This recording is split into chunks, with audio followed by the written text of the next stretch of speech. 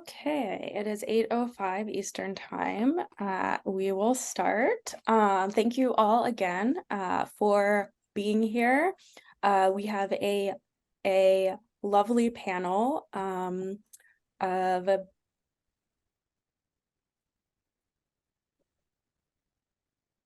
people who stutter. So I just wanted to give you all a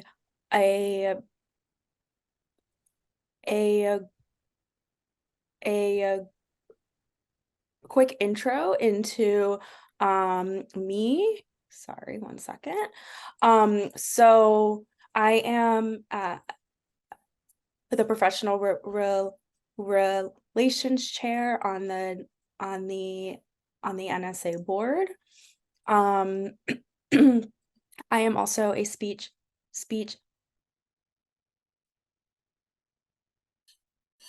language pathologist, and I am a PhD student at NYU. So I wanted to create this event because I wanted this to be a safe space where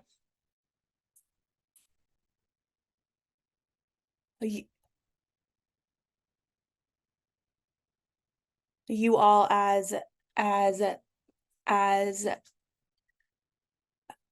SLPs can ask any questions you have that you might be too shy to ask a colleague, or maybe a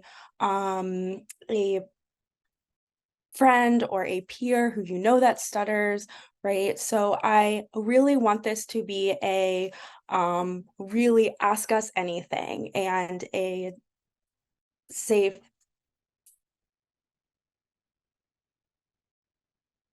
space for that.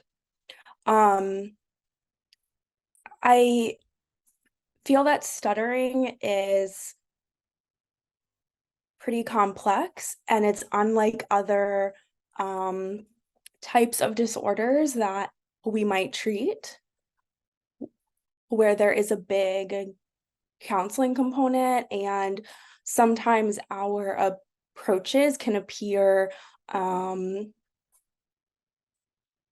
paradoxical and sometimes not make an intuitive sense. And it's really easy for SLPs to kind of get lost and confused and want to do the right thing, but not really knowing where to start.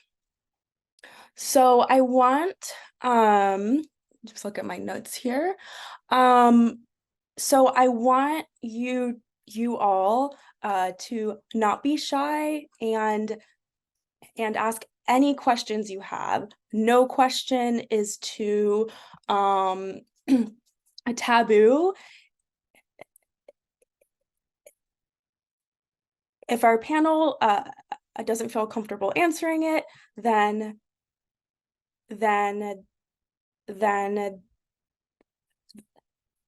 they will pass. So let's start with just having the panel introduce themselves and say a little bit about who they are and why they're here. So whoever wants to start can start, and you all can just jump in. Okay, I'm Danny Fleischman, and I am a person who stutters. What I'm hoping to get out of this event, and I'm comfortable asking any questions that come my way, but I am currently a psychotherapist.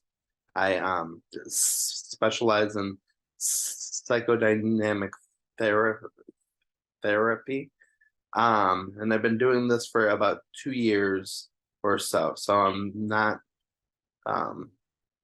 a speech therapist. My job involves a lot of speaking and stress, and so I'm proud of myself for continuing my career despite my stutter, which I've had shame about for many years, and I think I hit a turning point when I went to my first conference 2 years ago, and I can't say what has really been missing in my um, speech therapy in the 90s and the early 2000s. There was a huge emphasis on techniques, and there wasn't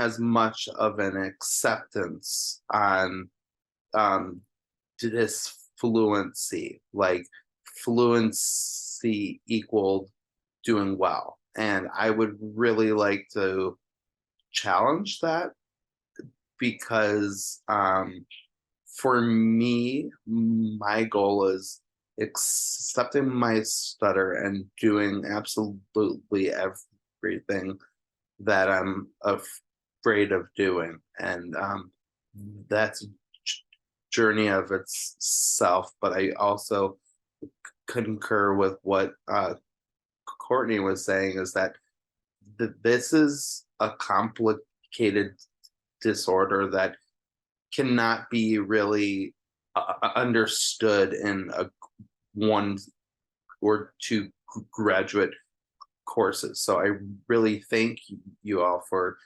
taking the interest in learning, and I just ask that you advocate for people that stutter as much as you possibly can. So I will pass on that one. Thank you.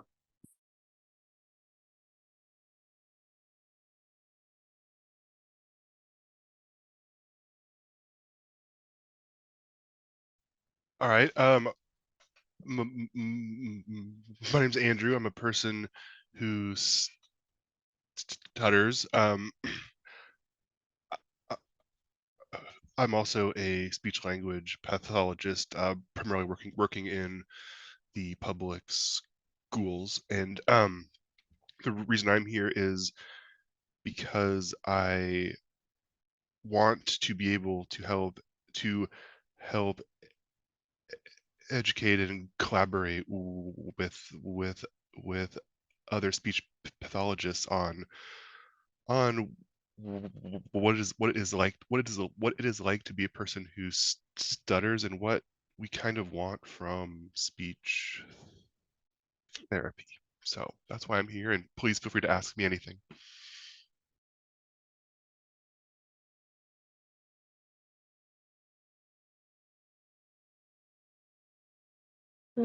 Hi, my name's Elena, and I'm here because I thought it would be interesting to do it, and also just to shed light on the experience, I guess. Um, Gosh, I don't really know what to say. Everyone kind of said it, said what it is really nicely. But, yeah, that's all I got. Yeah. Do you want to share a little bit about your stuttering journey?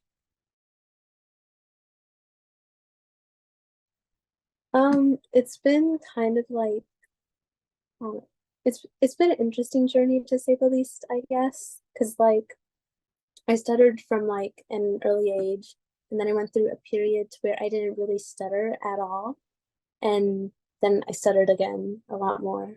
But it's been like a struggle, I guess, but I'm kind of becoming like proud of it, I guess. I don't know how else to word it very well, but yeah.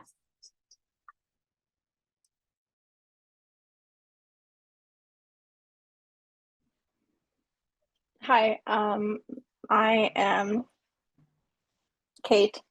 I am a person who stutters. I am here because I was invited to be a panelist here by Andrew, who I've known for, I think, 3 years, 3.5, 4. I think actually, no, it's actually been 4.5. We met in early 2019. Let's see. I think that I guess what I've realized lately is I might have a little bit of a unique perspective. When I was in elementary, actually all throughout elementary and middle school, I went to a very, very small private school, and they didn't have any speech language pathologists, no school counselors, nothing.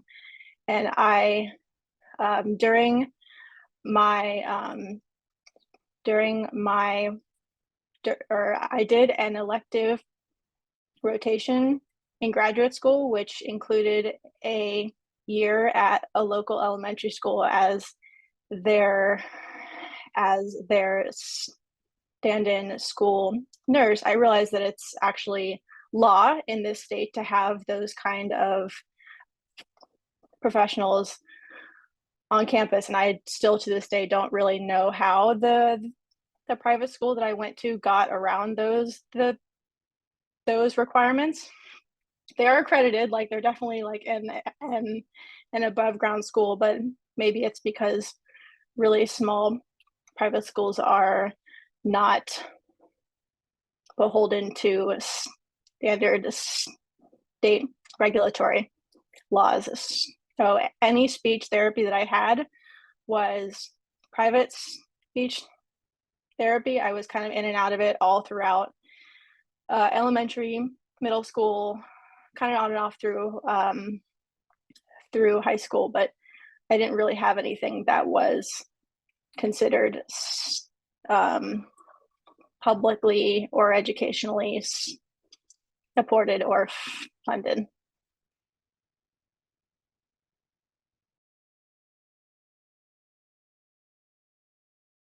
Thank you all for sharing a little bit about yourself and your journey. You know, it's sometimes I find it can be hard to open up, right? To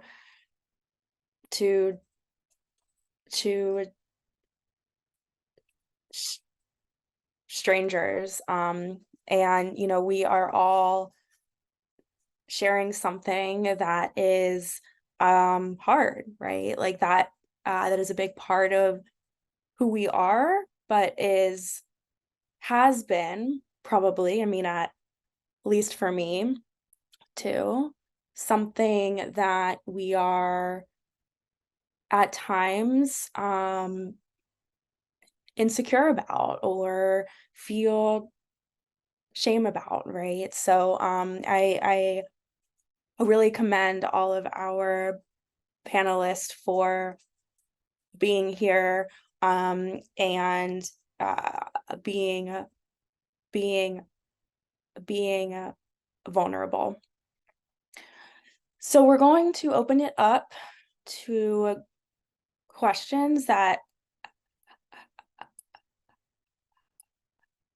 our SLPs have.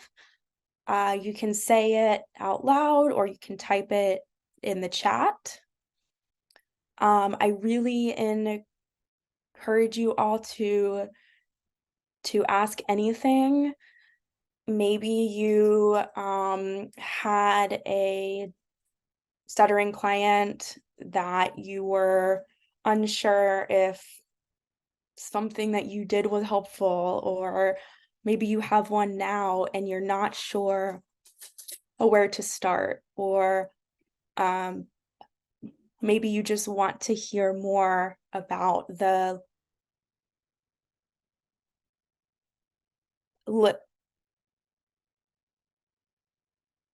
lived experience. So if there's any questions, I will wait. And if not, I have something that I can start us off with. Don't be shy.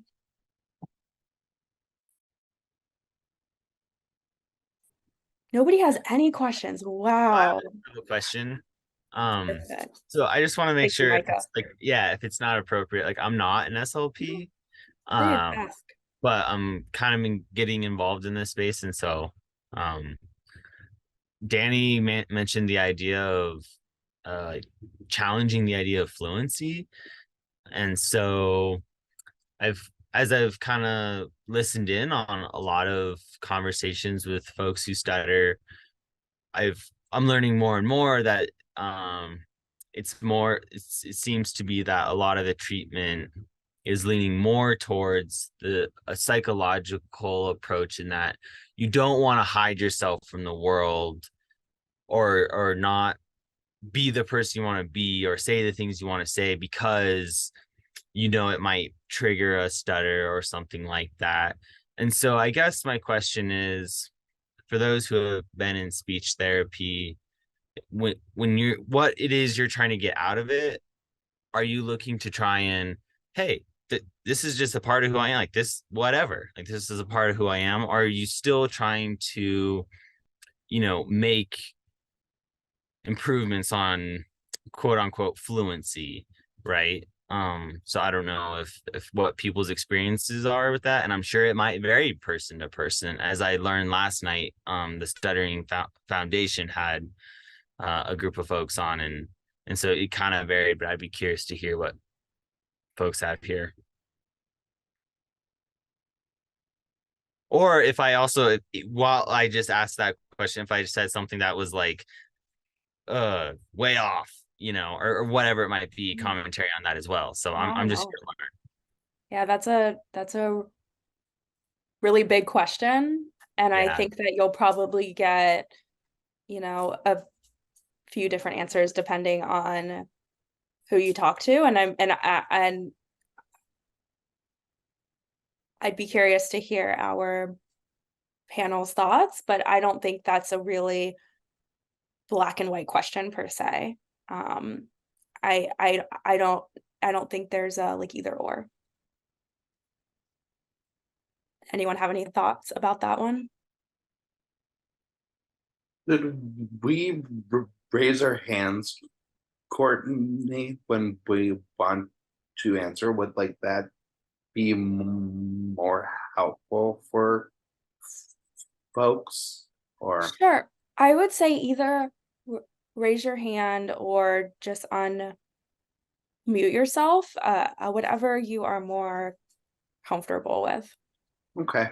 I could talk about stuttering for hours, years. I really enjoy I really appreciate you asking that question. I always think that for me, I really wish that I put more stock into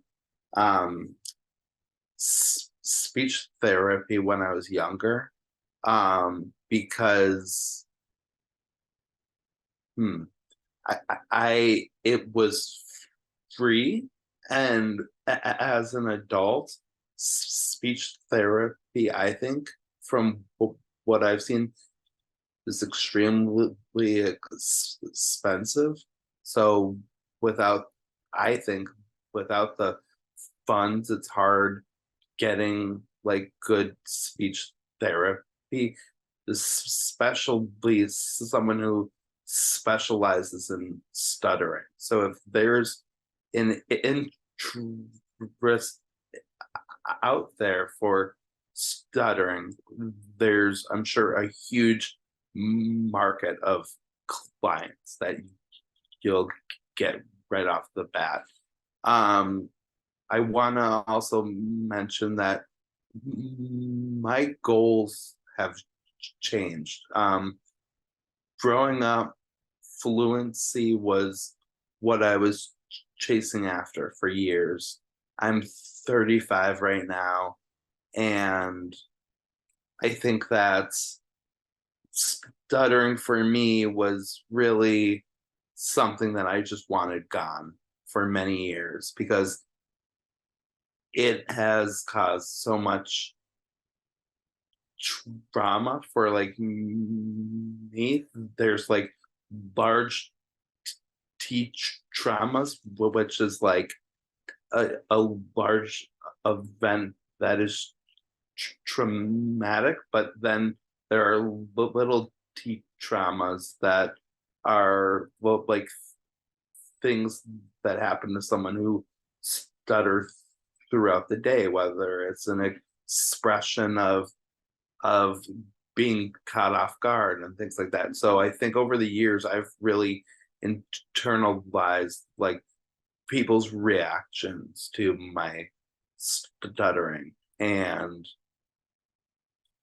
I think that it would change for a lot of it. But for me, I think I'm really glad that it's finally coming to a psychological kind of spot, because I know that there is a lot of emotional baggage that kind of comes with stuttering. And I've always, like, a question to your question as well is like, well, if I'm focusing on fluency, how do I focus on accepting of my stutter at the same time? And so I've been thinking about that kind of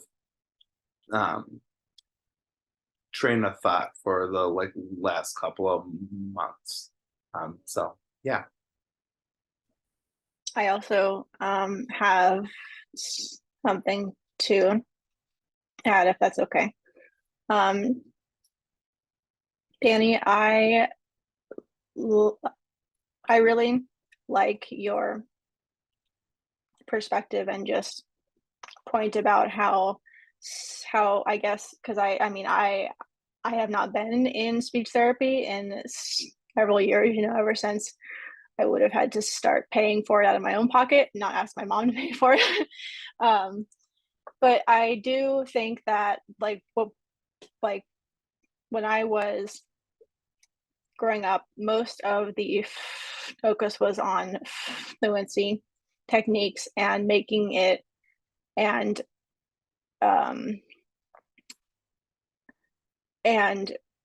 trying to just help people who stutter appear as fluent as possible, because I think that was the, I want to say, like, inherent goal of speech therapy. And like,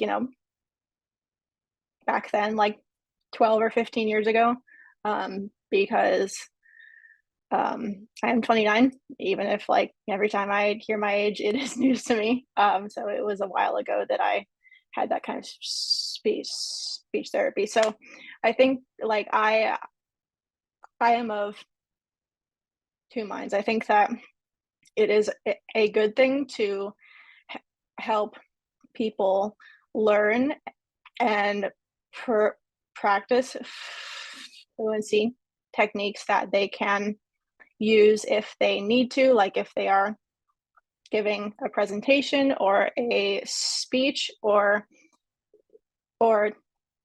tell them that if they need to lean on, like I use occasionally the delayed auditory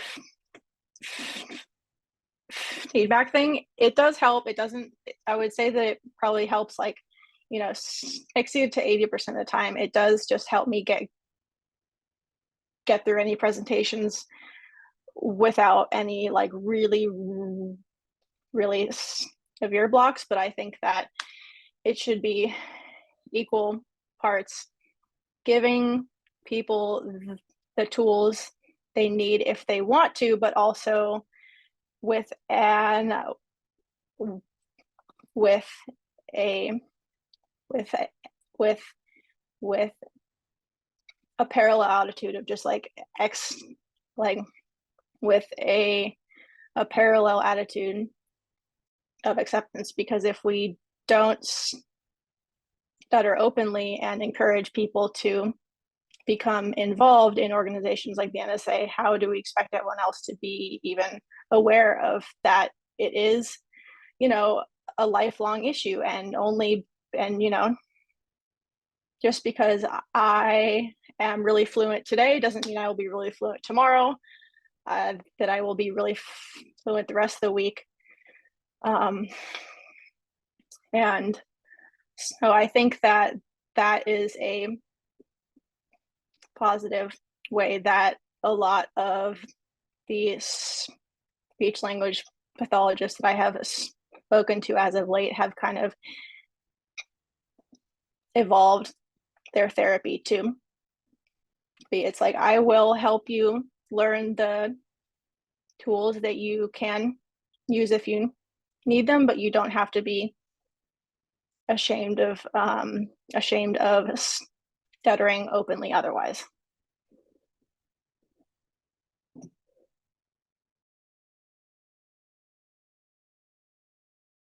And I guess this would be a question: if you've had speech therapy where they're not focused on the psychological aspect and more so kind of more like on like a, yeah, like the techniques and such, do they provide any sort of way for you to like monitor, I don't like this word, I guess improvement, or because that's not the word I want to use. I guess just a change in your overall stuttering. Is that something they ever are interested in, or is that like a negative thing? Yeah. I had in the past, and I really only had one speech therapist throughout like my life. She would ask me if I had a good day or a bad day, and she didn't necessarily use terms like improvement or backslide, because those terms implied one or the other was like something to be proud of, but also that the opposite was something to be ashamed of, and that if I had a bad day, that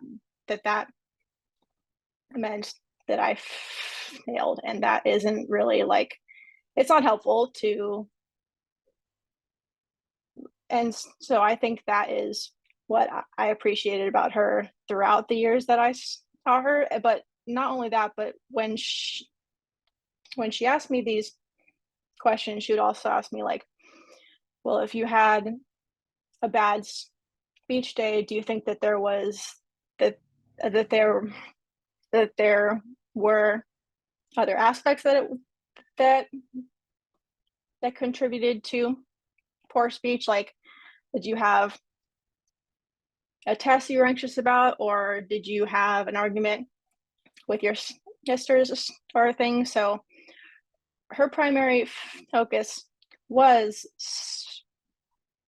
speech therapy, but she also acknowledged that there are absolutely external social, emotional factors that contribute to good or bad speech days. And I recognize now how rare that was to have a speech therapist like that. I think I started seeing her in like 2000. I want to say like 2005 or 2006, and I still purchased Girl Scout cookies from her daughter, so I get to see her every year, even if I'm not officially her client anymore. Well, now I have to ask, what's your favorite? Thin mints, but only if they're in the freezer. But then that means that they, like, the crumbs go everywhere, and I never learned how to eat without getting crumbs everywhere like a child. So it's like I love them, but they don't love me back. Yeah.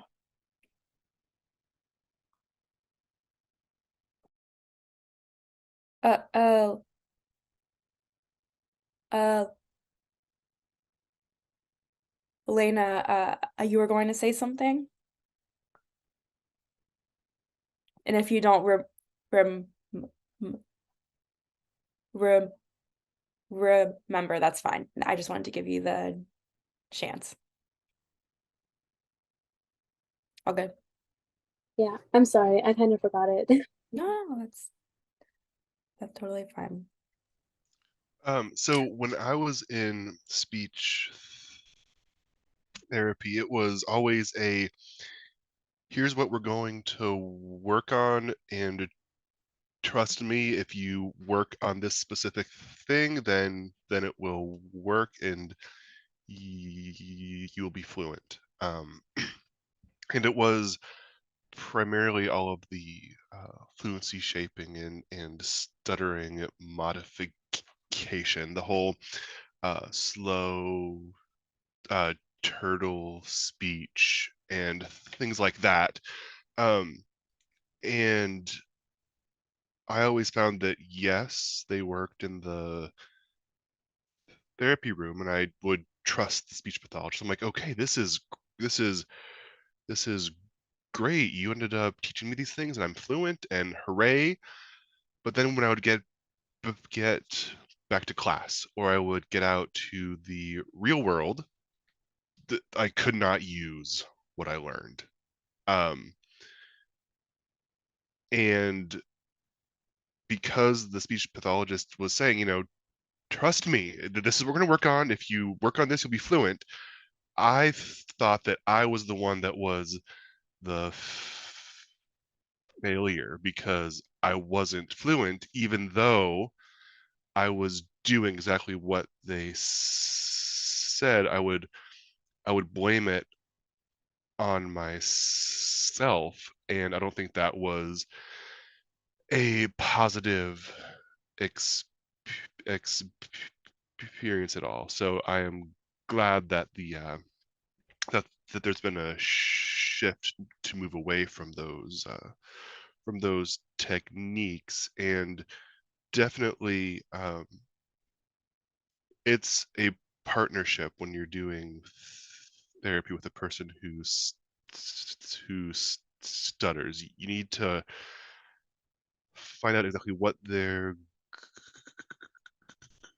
goals are and work with them on the treatment plan. And they need to help guide the therapy as well, I think.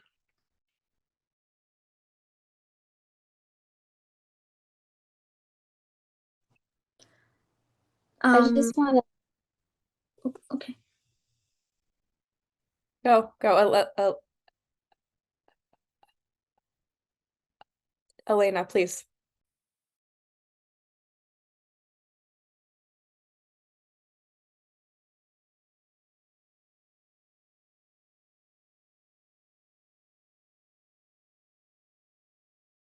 I was just going to like agree with what Mr. Andrew was saying earlier, kind of about it, and how like you kind of do feel like it is your fault if it doesn't work outside of it, because I kind of remember my own like what it was like and how in the moment I would be so excited and just filled with like happiness that like it was working and that I could hear a difference.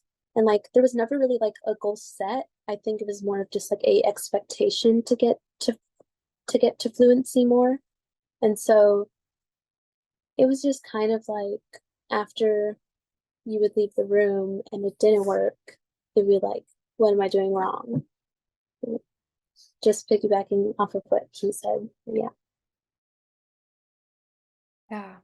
I think you you all touched on something that's really important, is sometimes you don't have a choice, in the sense of, oh, you know, do I want to use techniques or do I not? Sometimes it's like, well, okay, I'm trying to use them, but they won't work because of fear, right? Like, if you ever, the only thing I can compare it to is like, if you're about to get eaten by a shark, right? Like, and like people, you know, people say like, okay, just like stay still or relax, right? You probably can't because you have so much fear, right? So it's really hard to like control that m m m motor movement and just relax, which is really what a lot of fluency techniques are based on, right? That slow, relaxed speech. So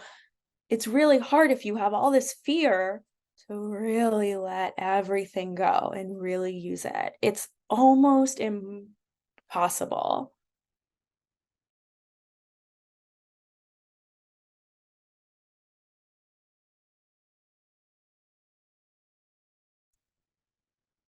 I believe Sadaf, you were going to ask a question. Hi, yes. I'm Sadaf. I'm a PhD student in speech and language pathology in Wayne State University. And my question is about the definition of acceptance, because I think it's unrealistic to expect someone who stutters, someone with a lot of negative experiences, to start being proud of stuttering. So my question is, what is that level of acceptance that is realistic and feasible and can reduce the adverse impact of stuttering?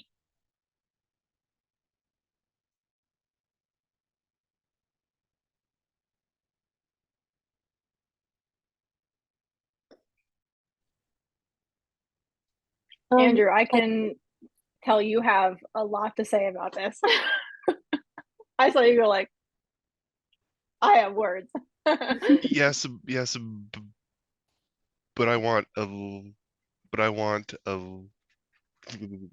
to share first. I do too. No, you. Yeah. I really don't mind. You go first. I have nothing to share. I want to hear what you have to say. Okay, sorry. I guess what it is that like for like acceptance, I guess it's like it's kind of a broad thing, I guess. It's more of like, I don't know. I'm sorry. Like, yeah, I'm good. I'm sorry.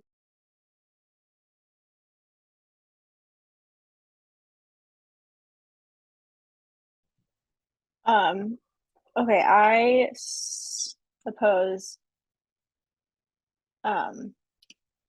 Okay, so I mentioned previously that I went to a very, very small private school all throughout elementary and middle school. And I to give you kind of a frame of reference, kindergarten through eighth, there are about 200 children. So the eighth grade class that I graduated with was about the same 19 or 20 kids that I had been with pretty much all throughout my childhood. So I was very fortunate in the sense that I never, all those kids I had known pretty much my entire childhood. So they're just like, this is just how Kate speaks. That's just, you know, how she is. They didn't necessarily understand what it was, but they, you know, for kids, that's just how their brain works. They're like, that's how Kate talks, and they just have to wait for her to finish. So that was kind of just how I thought everybody was, because if you, like, I grew up very much in that small bubble. So then I went to a public high school, like 3,000 children. So it was like throwing a pet shellfish into the ocean. And that was extremely hard for me. And I think that I really kind of experienced just how you know, how awful other children can be.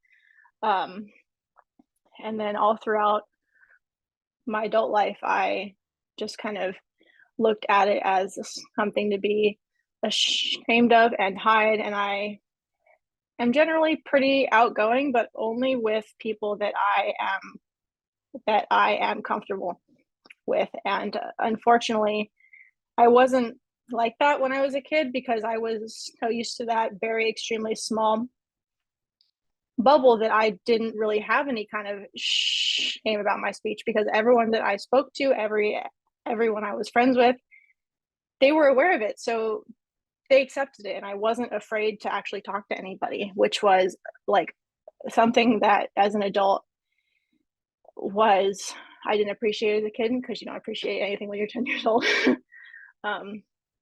But so it was a huge shift, kind of becoming ashamed of my speech as an adult, just because of how everybody else treated it. And then around age 12, I was 11 or 12, my dad sent me to, I don't know if any of you are familiar with Ross Barrett in Virginia, I think Virginia or West Virginia. He sent me to his program. I was the youngest kid there. I think that I was one of the youngest people he's ever had in his program. And again, that entire program treated your speech as a problem to be fixed. And if you quote unquote flunked the class because you did not, or like not the class, but the course, because you did not continue to practice these techniques that he taught you by closing you in a room for 8 hours a day for 2 weeks straight, that it was your fault, and all that money was for nothing. So again, it implemented, or it encouraged an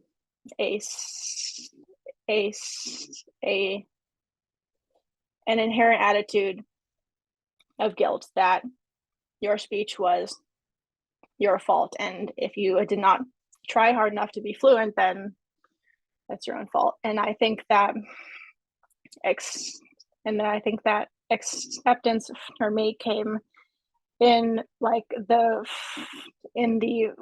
form of kind of the NSA, that everyone else here is just, I don't know, they are people kind of exactly like me, and we all kind of struggle with the exact same thing. So it's not necessarily finding community in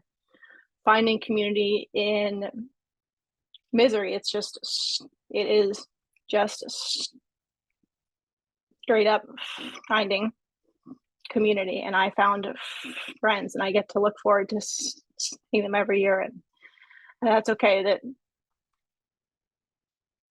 we're not fantastic at speaking, because at least we can be awful at it altogether.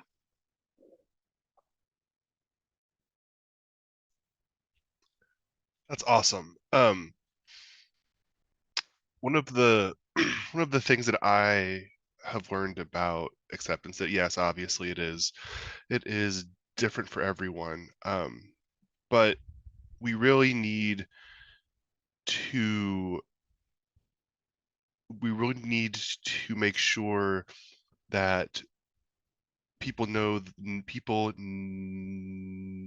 that acceptance does not mean giving up. And a lot of people who are in that negative headspace, who stutter, think that, why would I accept my stuttering? I won't ever accept it, because I want to improve prove and get rid of it. But accepting your stuttering is acknowledging that it is a thing, that is a part of you, and being okay at times, being okay just letting that part of you speak freely and let people see it and not have that shame. And once you get to that point, you're then more comfortable with possibly using the techniques you've learned, or speaking more openly and becoming a better communicator. So yeah.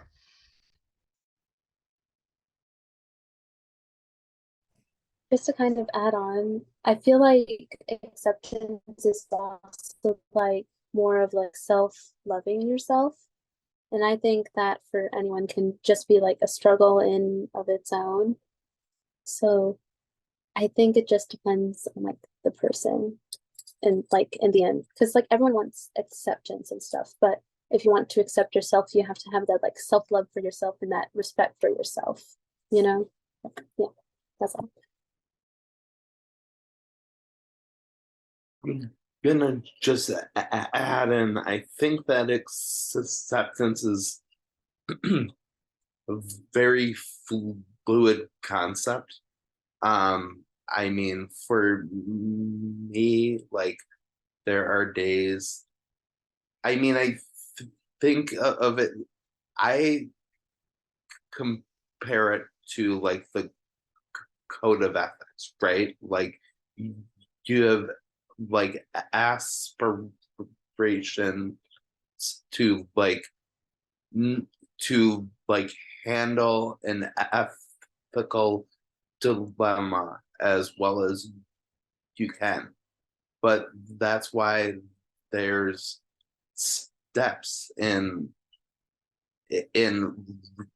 reaching those aspirations as well. I mean, and I also think that acceptance is different for others. Like, well, when I'm not looking directly on the camera, like that's a moment when I'm not accepting my stutter. That's a secondary behavior that is like my own shame, and it might not be the same for everyone else, but something that I really work on is really good eye contact as much as I can.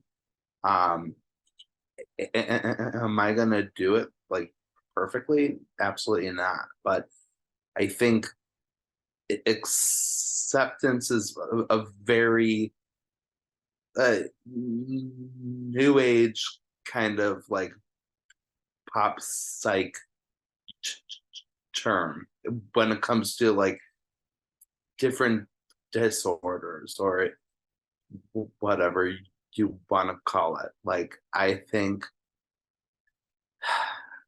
I feel like then there is that pressure of reaching so-called acceptance, and then that goes against acceptance. So it's like this weird kind of dance almost. And I also just want to add that acceptance can just really change in time, where it like progress is just non-linear, and it's not one of those things that can be easily quantifiable, in my opinion. So yeah.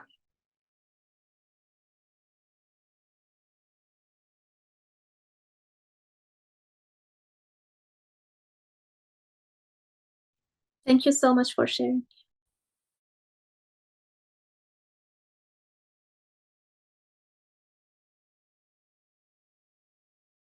Any other questions, either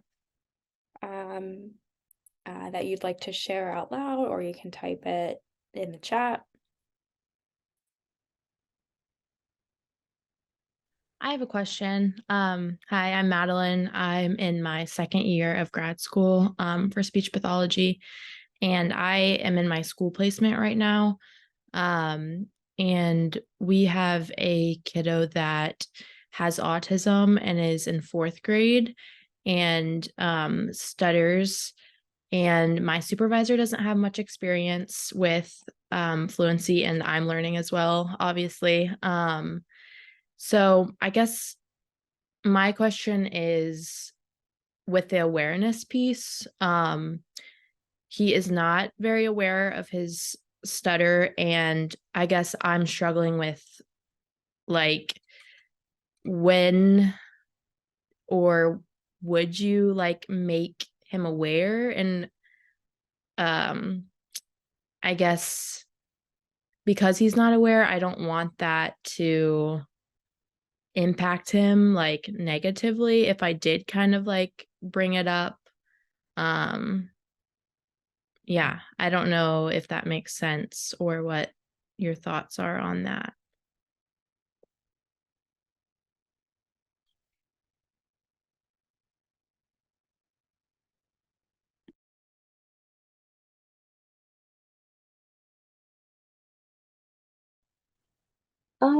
I think that if you want to usually make someone aware of it, I think first you have to like empathize with them first about it, because if you just kind of like bring it up and say, hey, I noticed this, with the kind of like no regard for like their feelings or anything, I think that that would not be like a good way to do it. But like a better way would be to kind of just say like just kind of like, hey, um do you do you notice this? And it's not a big deal if you don't. I'm just like I'm just curious, and like address it in a way to where you aren't making them feel like it's their fault. It's just like something that you notice about them, because whenever someone wants to bring something to my attention, I would much rather them kind of do it in that kind, empathetic way, instead of just kind of like just like I don't know how else to describe it, but yeah, I think as long as you communicate to him in a nice, kind way, and to where like he knows that it's not him, it's just like a part of him, I think that that would be a good way to go about it, because kindness and empathy goes a long way, and everyone can feel it. So yeah.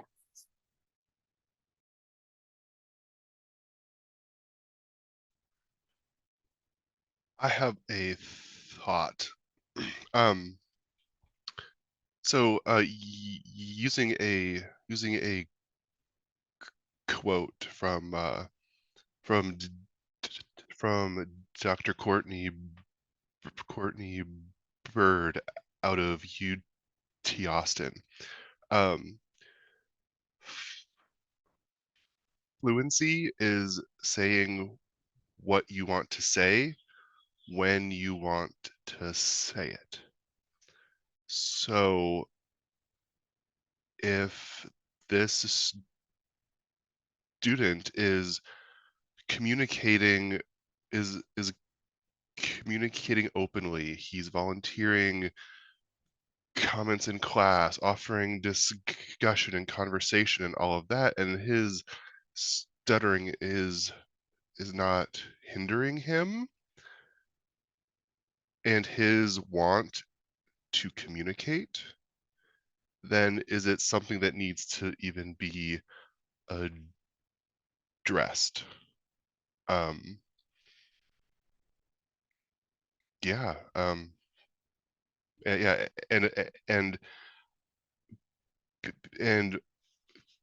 coming from a speech therapist who works in the public schools, I do have teachers or parents who think that the stuttering is a problem, but when the child or the student doesn't think it's a problem, who's the one that really needs the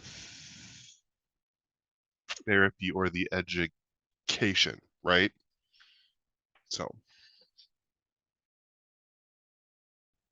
Thanks for both sharing. I really like what you said last there with the parent piece, because that's actually exactly what has happened, where the parents are very concerned, but I think the student and like the autism piece definitely plays a role, but I don't think he's aware, and it's not hindering or impacting him in the classroom. So with that, I don't think it's necessarily appropriate to be, to have a fluency goal, but the parents are very concerned. So thank you for sharing that. That helps a lot.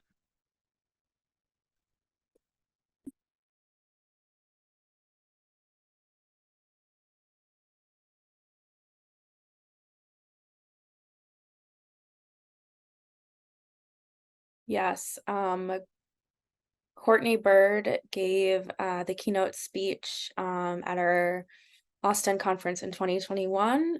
It's on YouTube. It was absolutely fantastic. So thank you, Danny, for that. I think that Eileen had a question. Yeah.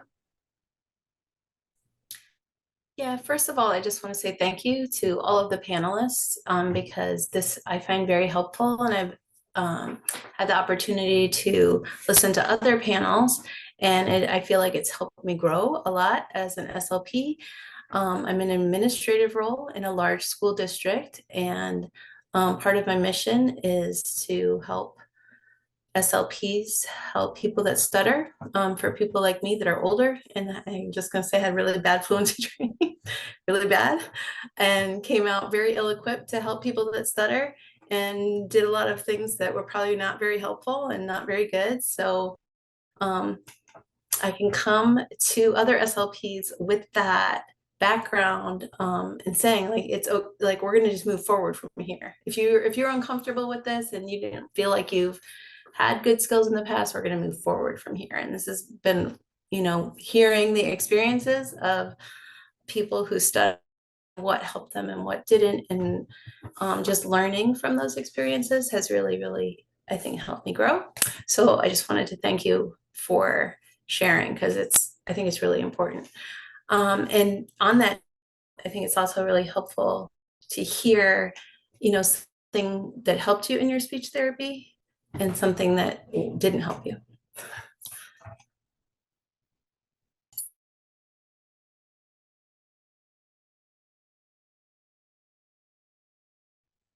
So, the one thing that definitely did help in speech therapy, well, at least for me, it was just kind of like remembering to like breathe and just kind of like, if I get stuck, just to kind of like take a breath and process what I really want to say, I guess.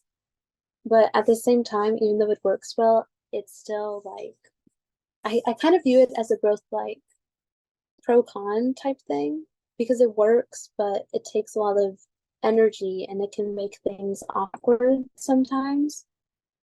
But because like to me that kind of counts for both, because it's helped me a lot, but I feel like it's also kind of held me back a lot. Like, well, not really held me back a lot, but affected me like socially, I guess, because then people think that I'm awkward and that I don't know what to say, and just all of these like kind of stuttering stereotypes kind of just start to pop up. And I mean, like, I'm aware, I can see it, so yeah, it's kind of like quid pro pro, I guess.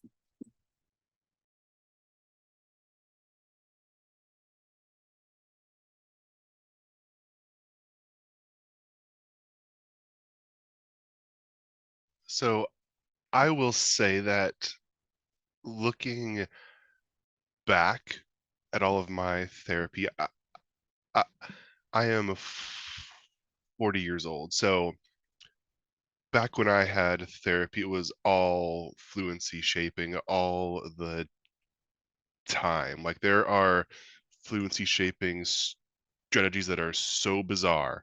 And I can honestly say that all of the speech therapy that I've had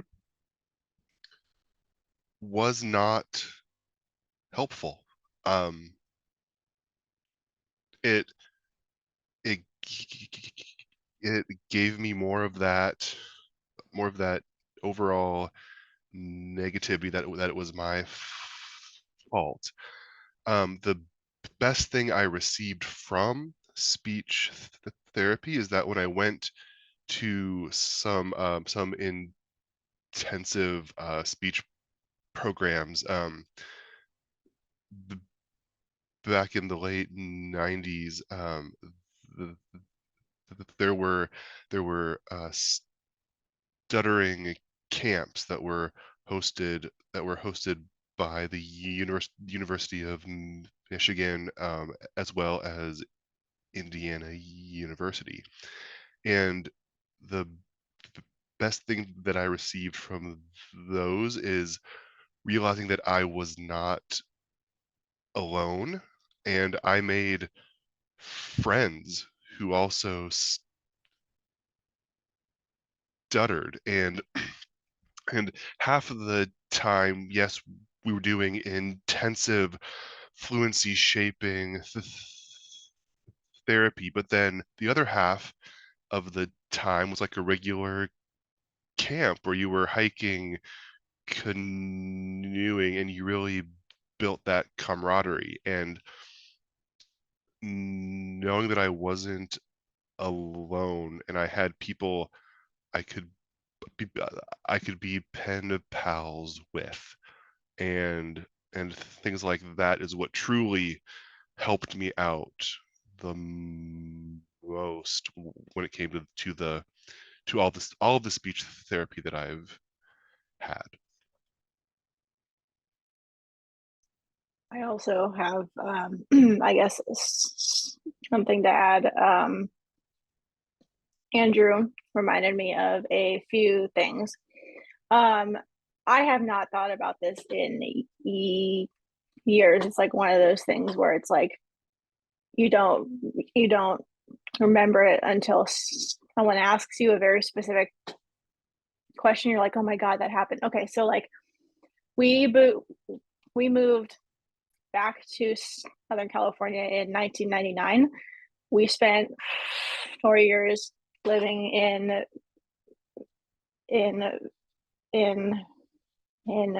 Vancouver, Washington when I was really young. That was the only public school education that I had when I was a kid. So I do remember I had a few appointments with what I'm almost positive was the speech therapist at like the kindergarten I went to there.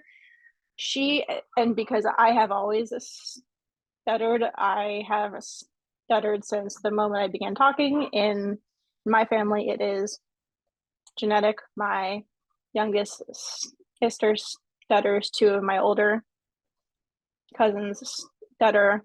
One of my uncles stutters. Those are the 4 living relatives I know of, but I'm sure that there are more.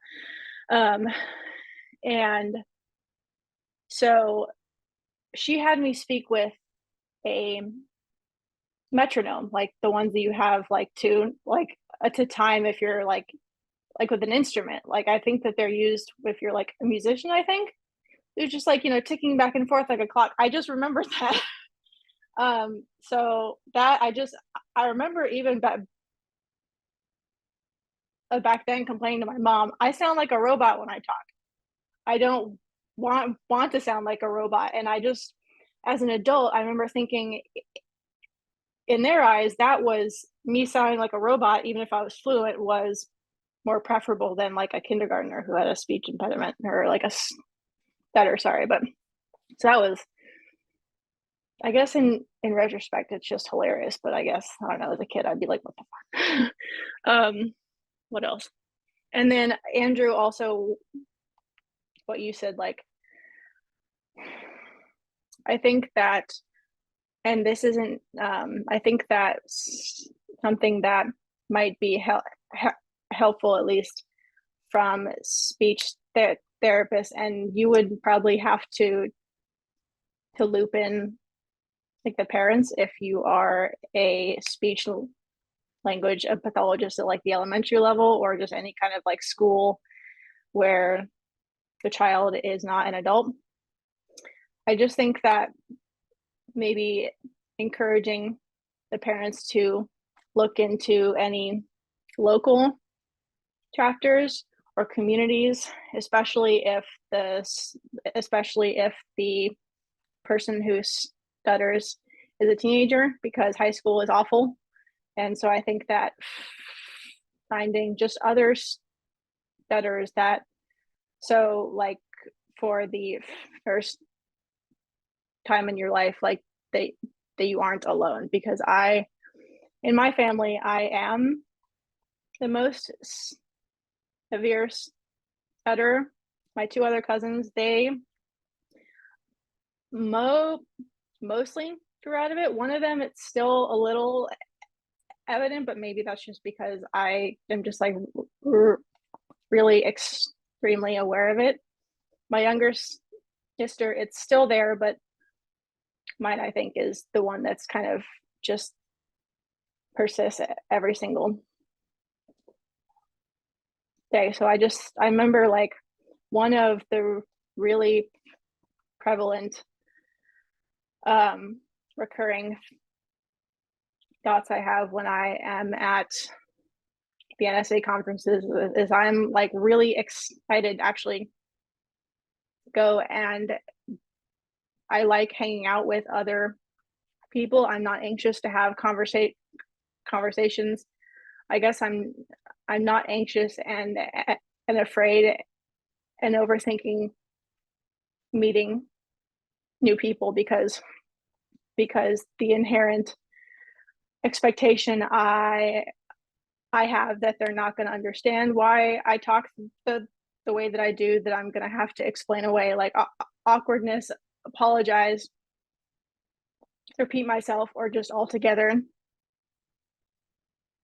give up on what I'm trying to say is not there when I am around other people who actually like understand. I think that is a large part of what contributes to my definition of acceptance, is just I think that it's easier for me to I guess it's kind of easier for me to like interact with I guess like everyone else that I run into on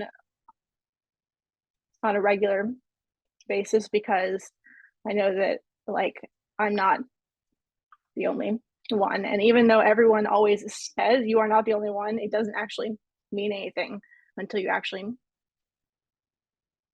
meet those people in real life.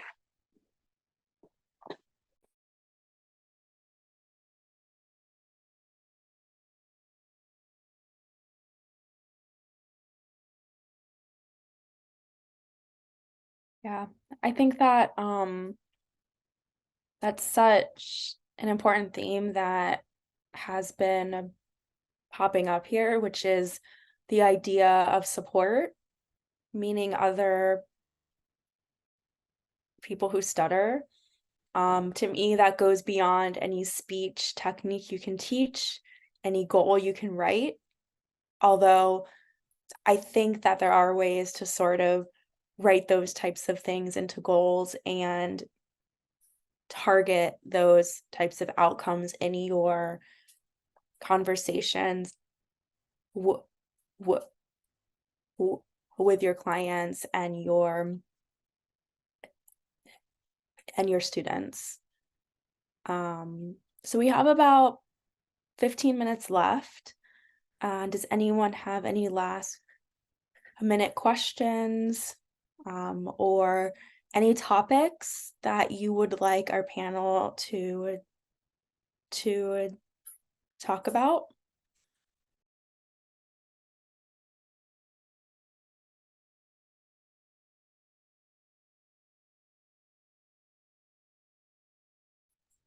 I just am wondering, as a public school clinician, sometimes you have kids that have been in therapy, and especially in those middle school years, those high school years, and they're just sort of done. And I know I struggle with, do I put them on consult? Do I dismiss them? Like, and every student, every case is individual, and I feel pretty comfortable at this point having, just regular conversations and getting that input from the student. They're old enough to certainly speak for themselves, and I'm not even getting into like when the parents don't agree, but just for the student. I don't know if you have any insight with the understanding that every case is individual.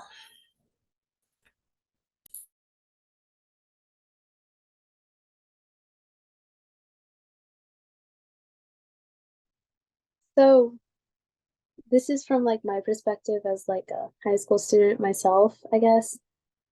I guess if I understand your question right, you're like trying to ask what, like, how do you support them? I think is a Letting them consider continuing services or doing a consultative model when they don't want to come to therapy anymore. well, okay. I think it's ultimately really up to them because as hectic as high school is alone, that is just kind of like one more side, just one more thing on like the plate that's overfilling because you have to think about your grades and like colleges and just all of these other things. So like if they don't want to do it, I think that they should be able to say, "Hey, I don't think I really should do this anymore, but I do think that you should say, okay, but if you ever do need to come back, the door is still open. It's not like it's like a one-time open and shut thing." So I think that's kind of important to like portray to them because with how fast-paced everything is, it's like you may not like it's like you may need to put it to the side for now, but that doesn't mean you like might not need it later. So yeah, but like as long as you just kind of give them that support that they need, and like even though they may not show that they need it, if you know that they do and kind of like want it, as long as you kind of show them your support and that it'll it'll work itself out. But yeah.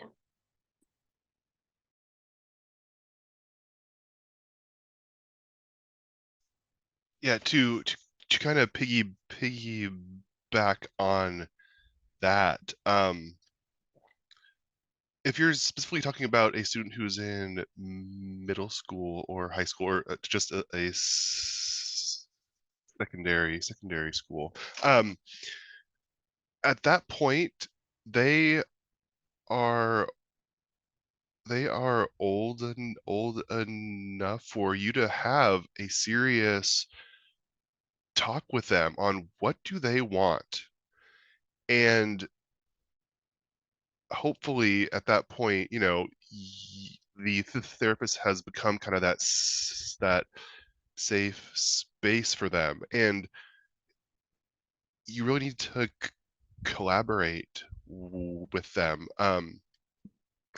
And if they truly need it or need it or not, with a therapist's guidance, you can make that decision together, and then the other hurdle will be, of course, working with the parents also, because sometimes the parents want something different than what their child wants. But once again, it's all about the education. A really brief story as an example. I had a student who who who is a severe stutterer. He had really hard blocks, and he was in 8th grade and transitioning to high school, and it came to the point where he was like, I have been in speech therapy my whole life, you know, this is kind of who I am. I don't need therapy anymore, and I don't want it. So after talking to all of his teachers, talking to the parents and him, we ended up having the IEP meeting. It was a few hours long where there was crying, there was laughing, there was, you know, it was the whole gamut of emotions. But he no longer wanted speech therapy. He was getting all A's in his classes. The teachers reported that he would answer questions in class. He would give presentations in class. He had friends. He had a girlfriend. He had everything, but he severely stuttered. But at that point in his life, stuttering was not a disability at all. And the parents eventually like realized, oh, he's actually doing really well. And dis and even though he's dismissed from speech therapy, it was always known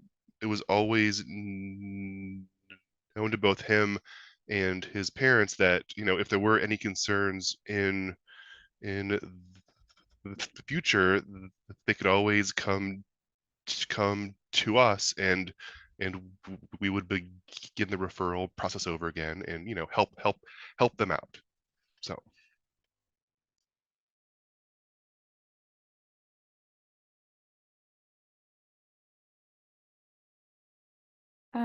Kim, you had a question? Thank you. My name is Kim, and I actually am going for my graduate studies in communication. And so, anyway, but one of the questions I had, I went through quite a bit of speech language pathology too throughout my life, not for stuttering, but for like my R sounds and that, because I have a little bit of hearing loss. So anyway, so I can relate to a lot of what you're saying, but one thing that I've really noticed too is when I've been researching stuttering, it is quite a bit different than other speech impediments. And do you realize that as well, that it is different than other speech impediments, or how people react to stuttering compared to other speech impediments? I can feel this one, if that's okay, super quick. Yes. I mean, I think that there's blocks, prolongations, and repetitions, and I think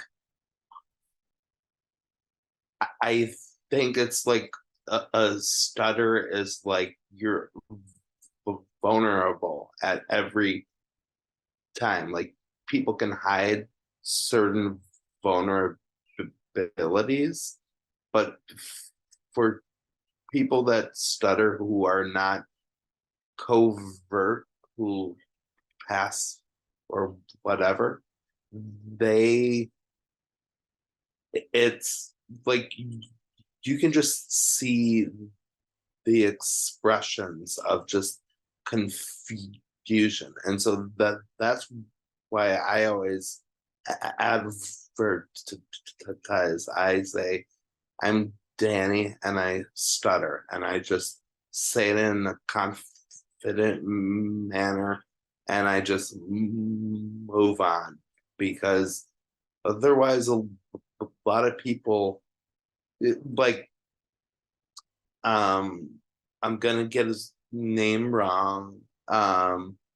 It's not Jordan, it's something Hendrickson, who is a great writer for The Atlantic, and he described being in the middle of a block, and it was a longer block. Yes, thanks, Courtney. And it was a longer block, and he looks up, and the listener, it's almost like they had witnessed a car accident. So I think that is a testimony to, like, I don't think that people do it on purpose, but it's a really hurtful reaction when people seem so shocked and off guard. Like, at least for me, I internalize that the most out of anything. So I do think I don't have a list for anything else, so I don't want to, like, minimize the impact of other communication disorders, but I would surmise that it is a bit of a different reaction, I would think. I also have okay, I'm sorry. I have had to let my cats in and out of the room half a dozen times because they are worse than toddlers. Okay, so I absolutely agree with Danny that I absolutely internalize that stuff too, because it very obviously makes everybody else extremely uncomfortable. I have had people make excuses to, like, you know, almost like the other day I had a lady like literally like physically run away from me because I don't know, I was having a really bad speech day. I was trying to explain something to her. I couldn't get the words out. She's like, and she was like, you know, I get it. I'll go ask whoever's there, and just, like, you know, bafflingly ran out of my office. I was like, oh my God. Okay. And like, it is very hard not to internalize that stuff. And I think that it's just because your average listener is aware that there is something, I guess, amiss, and they know that it's probably rude and uncouth to ask about it, and they don't know how. So their default reaction is to just remove themselves from a situation that they're uncomfortable in. They will like, you know,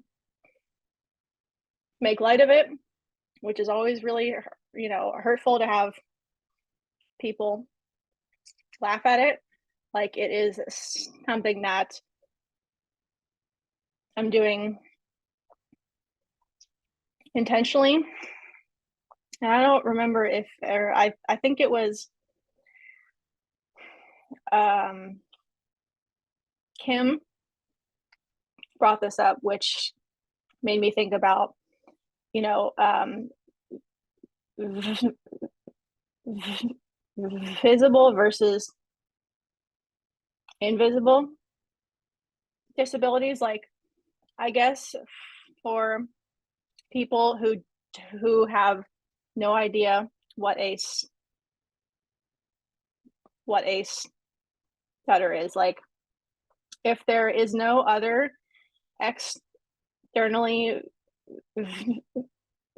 visible indicator that they could attribute the perceived speech disfluency to, like, I'm not, like, you know, I am not walking around with a neck brace that indicates that I was in a car accident, and that's why, like, I am speaking kind of weirdly. You know, your average person is not going to walk up to someone with an externally visible disability and ask them about it, laugh at them about it, act weird about it, because they know that that's not really acceptable and it's obvious to them. But for people who stutter because your average person has no idea what's going on, I guess the way that the average listener reacts to us is extremely unlike how they would react to anybody else who has like an obvious disability, I suppose. And I think that that's kind of where that like, you know, they have no idea. So the how people react in those unknown situations varies, and it's really hard for us not to internalize that. Very well said. So I realize it is 8:30, but I have an answer to this also that I want to. So let me just give everybody the chance to leave if you have to, panelists and attendees. I'm happy to stick around. I just want to be mindful of everybody's time. So I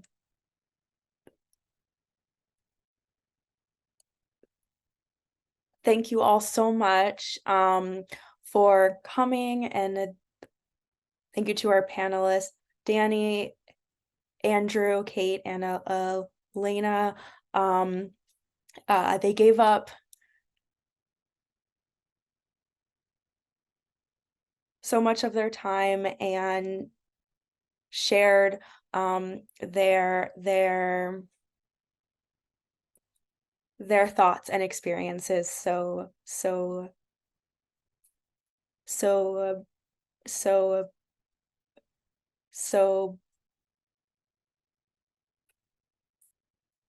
beautifully. So thank you so much, you all. So anyone who has to go can go, and Andrew, you can share. Okay, I love the topic of how stuttering is kind of seen and treated a little bit differently. In the past, I would say 2 years, I've been trying to actively reframe that, because I am now trying to think of our stuttering as being unique. So whenever you are talking to a person who hasn't ever heard a stutter, you are offering them a moment of whimsy. You are showing them something that they probably have not heard in their life even, right? And of course they are going to have a reaction, okay? But how many people can say that whenever they talk to somebody, they can offer them a brief moment of whimsy? So for example, I was out getting coffee with one of my friends who also stutters, and the server came to our table, and she was trying to give him her coffee order, and she had the biggest, hardest block, and you could see the server like trying to summon the words out of her, like he was trying to help her, like he wanted her to get it out, and she eventually was able to say her order and all that, and of course she was like, oh my gosh, that was awful. and and and I was like, no, that was amazing. Did you see his reaction? He was like, it's like he was trying to be a wizard summoning the words from you. How often can you have a person experience that? I'm sure he's been working here for like 6 hours. He's heard the same coffee order over and over and over again, and here you are giving him this absolutely unique experience. So I've been trying to reframe the reactions that we have with our stuttering as more of a positive, and I realize that it does take an emotional, just a shift, but it's a great moment that you can have with someone, and it can even be a moment of intimacy also. You are sharing who you are, the person you are, with your communication partner, and you aren't holding anything back, and you are both sharing honest reactions and emotions with each other. So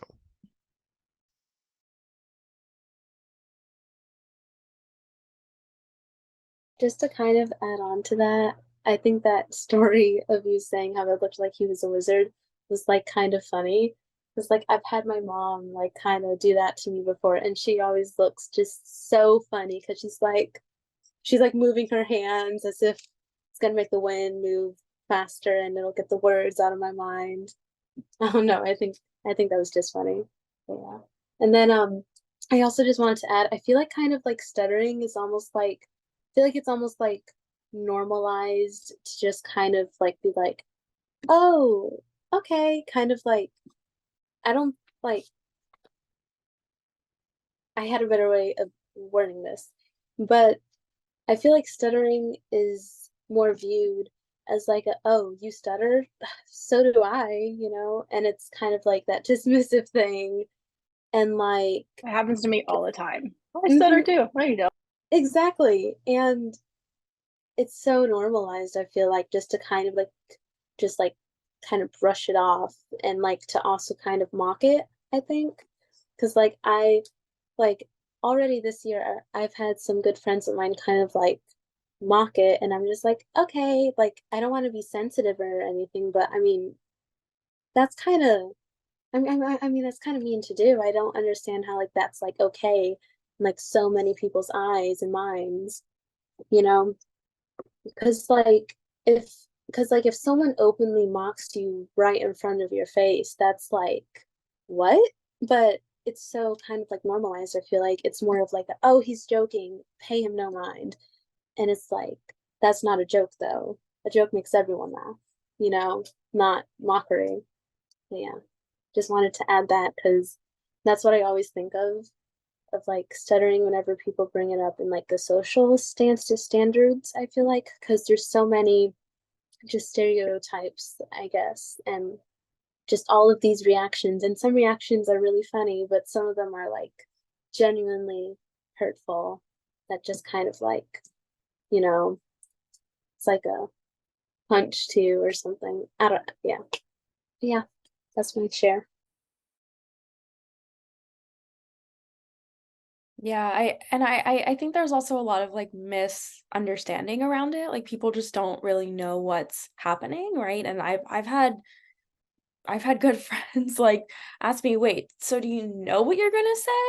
And I'm like, yes, I do. It just won't come out. So I think people often view it as like this like issue with like finding the word or like being nervous. So there's just so many misconceptions out there that, like Kate said, right? Like they're like it's very different than other more visible type things, right? Or even things that aren't really visible, but people know what to look for, right? Like they are more familiar with what the symptoms are, where I feel like stuttering, everybody stutters in a